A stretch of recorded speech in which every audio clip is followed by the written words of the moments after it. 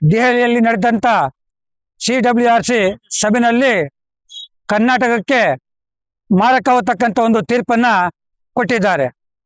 15 ದಿನಗಳ ಕಾಲ 12,000 ಕ್ಯೂಸೆಕ್ ನೀರನ್ನ ಬಿಡಬೇಕಂತೇಳಿ ಆದೇಶ ಮಾಡಿದ್ದಾರೆ. ಆದರೆ ರಾಜ್ಯ ಸರ್ಕಾರ ಯಾವುದೇ ಕಾರಣಕ್ಕೂ ಅವರ ಆದೇಶನ ತಿರಸ್ಕಾರ ಮಾಡಬೇಕು. ಹಿಂದೆ ಏನು ಬಂಗಾರಪ್ಪನವರು ಸುಪ್ರೀಂ ಕೋರ್ಟ್ ಆದೇಶವನ್ನು ಉಲ್ಲಂಘನೆ ಮಾಡಿ ಕರ್ನಾಟಕ ರಕ್ಷಣೆಗಾಗಿ ನಿಂತರು, ಅದೇ ರೀತಿ ಸರ್ಕಾರ ರೈತರ ಪರವಾಗಿ ಕರ್ನಾಟಕ ಪರವಾಗಿ ನಿರ್ಧಾರ ತಗೊಳ್ಬೇಕು. ಹಾಗಾಗಿ ವಿವಿಧ ಸಂಘಟನೆಗಳು ಸೇರಿ ವಾಟಾಳ್ ನಾಗರಾಜ್ ನೇತೃತ್ವದಲ್ಲಿ 13ನೇ ತಾರೀಕು ಗುರುವಾರ ಕರ್ನಾಟಕ ಬಂಧವನ್ನ ಒಂದು ಘೋಷಣೆ ಮಾಡಿದ್ದಾರೆ. ಅದರ ಅಂಗವಾಗಿ ರಾಜ್ಯ ರೈತ ಸಂಘ, ಕಸ್ತೂರಿ ಕರ್ನಾಟಕ ಜನಪರ ವೇದಿಕೆ 13ನೇ ತಾರೀಕು ಗುರುವಾರ ಮದ್ದೂರು ಬಂದ್ ಅನ್ನ ಘೋಷಣೆ ಮಾಡ್ತಾ ಇದೆ.